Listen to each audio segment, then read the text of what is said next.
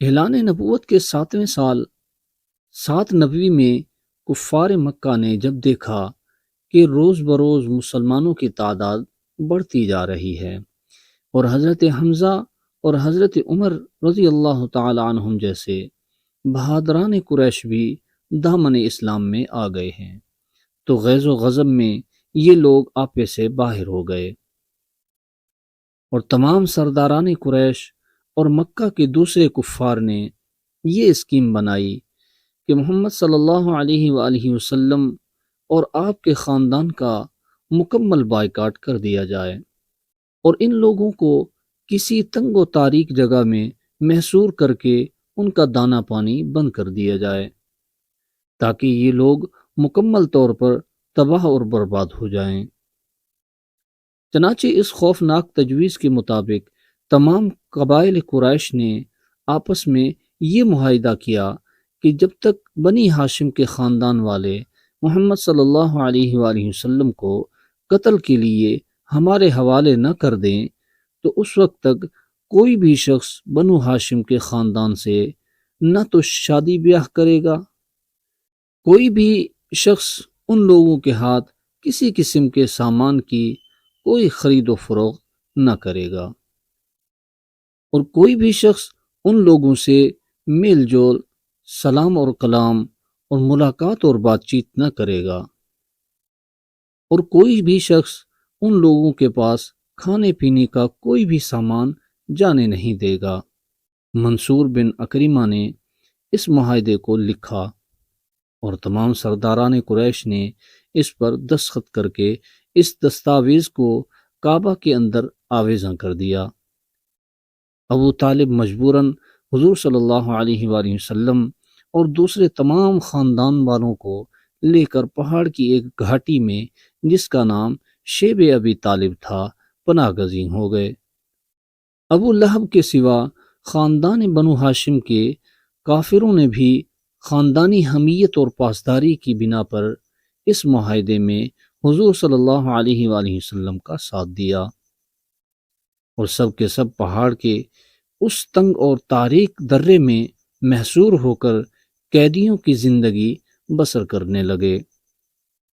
اور یہ 3 برس کا زمانہ اتنا سخت اور کٹھن گزرا کہ بنو ہاشم درختوں کے پتے اور سوکھے چمڑے پکا پکا کر کھاتے تھے اور ان کے بچے بھوک پیاس کی شدت سے تڑپ تڑپ کر دن رات رویا کرتے تھے۔ سنگ دل اور ظالم کافروں نے ہر طرف پہرا بٹھا دیا تھا کہ کہیں سے بھی گھاٹی کے اندر دانہ اور پانی نہ جانے پائے۔ مسلسل 3 سال تک حضور صلی اللہ علیہ وآلہ وسلم اور خاندان بنو ہاشم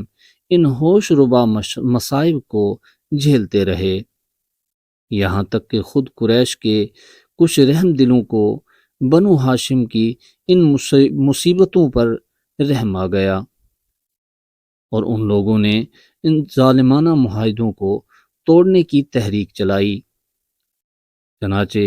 ہشام بن عمر عامری، زہیر بن ابی امیہ، مطعم بن عدی، ابو البختری، ذمہ بن الاسود وغیرہ یہ سب لوگ مل کر ایک ساتھ حرم کعبہ میں گئے اور زبیر نے جو عبد المطلب کے نواسے تھے کفار قریش کو مخاطب کر کے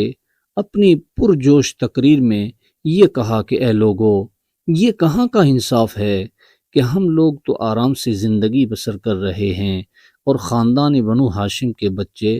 بھوک پیاس سے بے قرار ہو کر بلبلا رہے ہیں۔ خدا کی قسم، جب تک اس وحشیانہ معاہدے کی دستاویز پھاڑ کر پاؤں سے نہ روندی جائے گی، میں ہرگز چین سے نہیں بیٹھ سکتا۔ یہ تقریر سن کر ابو جہل نے تڑپ کر کہا کہ خبردار، ہرگز تم اس معاہدے کو ہاتھ نہیں لگا سکتے۔ ذمہ بن الاسود نے ابو جہل کو للکارا اور اس زور سے ڈانٹا کہ ابو جہل کی بولتی بند ہو گئی۔ اس طرح مطعم بن عدی اور ہشام بن عدی نے بھی خم ٹھوک کر ابو جہل کو جھڑک دیا، اور ابو البختری نے